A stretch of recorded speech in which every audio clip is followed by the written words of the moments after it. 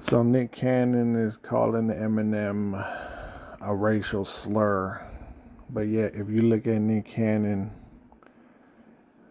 he works with a whole bunch of white people, right? So how does it make it okay for him to sit there and be on that show, America's Got Talent? I think that's what the show's called, um, or Mass Singer or something like that. Well, and working with a whole bunch of white people, and then turning around and being racial towards white people all at the same time. I don't understand this dude Nick Cannon. Like, how you gonna sit here and be racial towards Eminem and call him that right there, that three-letter word? How you gonna do that and then turn around the very next day, or maybe the same day, like 15 minutes later, put on your nice little suit and work with a whole bunch of white people? I don't get it, bro. I don't get it. This dude Benzino right here. This dude Benzino.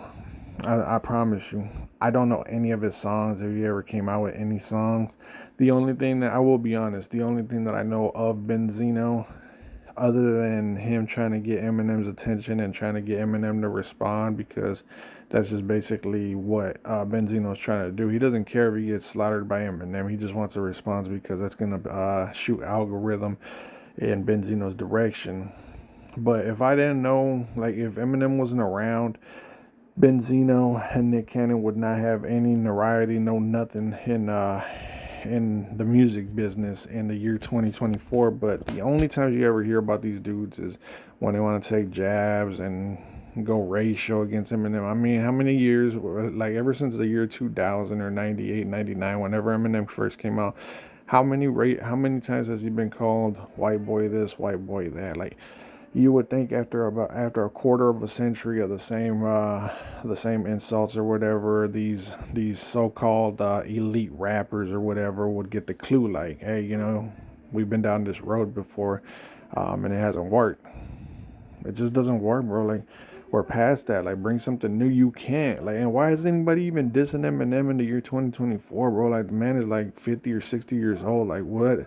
Like, you can't do nothing else with yourself, with your spare time, bro. What's the reason behind Nick Cannon and Benzino dissing Eminem? Like, I don't get it. I don't get it. But I got away from the point that I was gonna make, and I'm gonna make the point, and then get off this video. Benzino. I'm gonna be honest. The only reason I know of Benzino is because Eminem was dissing, like back in when Obi Trice was coming out, when he came out with his CD, his album, I should say, Cheers.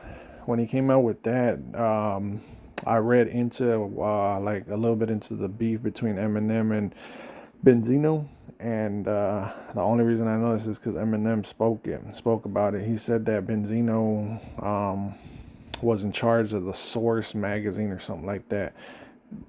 Boy, that don't nobody read that magazine no more. I don't even know if it exists anymore. This dude Benzino, he don't have no money coming in, bro. I'm pretty sure he does have like a 9 to 5 or something like that, or he cleans like toilets or something like that. But he misses that big time money. And what's his meal ticket? Eminem, bro.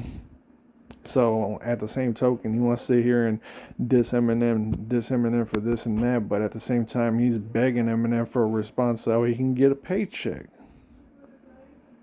That's all I got, man. I don't understand how this dude Benzino is him and Nick Cannon are really sitting here being racial towards Eminem, but they're basically begging Eminem for a handout, bro. That's all they're doing.